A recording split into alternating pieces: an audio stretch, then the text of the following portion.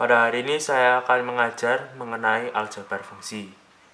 Nah, aljabar fungsi ini sama saja dengan operasi hitung, namun operasi hitung ini hanya ada di dalam fungsi.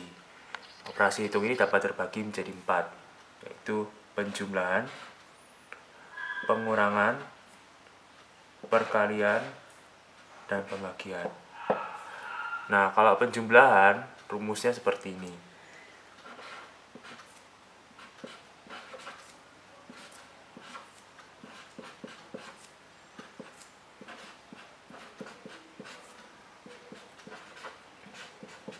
Nah, rumus seperti ini hanya bisa dilakukan jika hanya diketahui 2 fungsi. Kalau ada 3 fungsi atau lebih, ya ditambahkan dengan fungsi selanjutnya seperti ini. Begitu pula dengan fungsi pengurangan.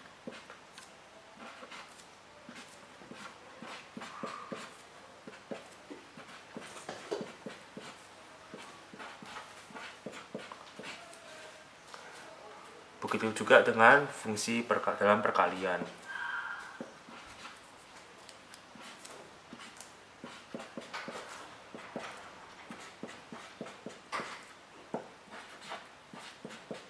Dan juga dalam pembagian.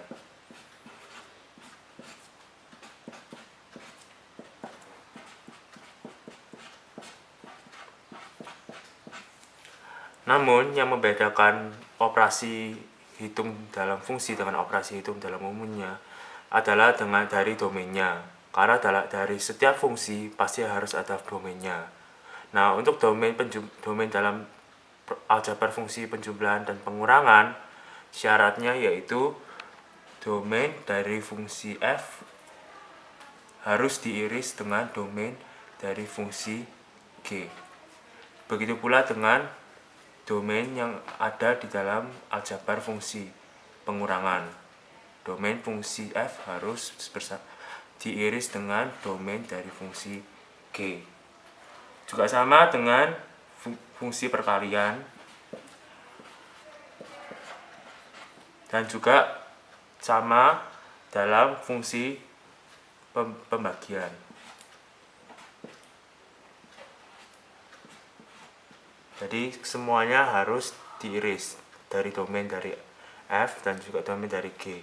Begitu pula jika terdapat 3 fungsi yang akan dijumlahkan atau dikurangkan, juga domainnya harus diiris dari ketiga fungsi tersebut.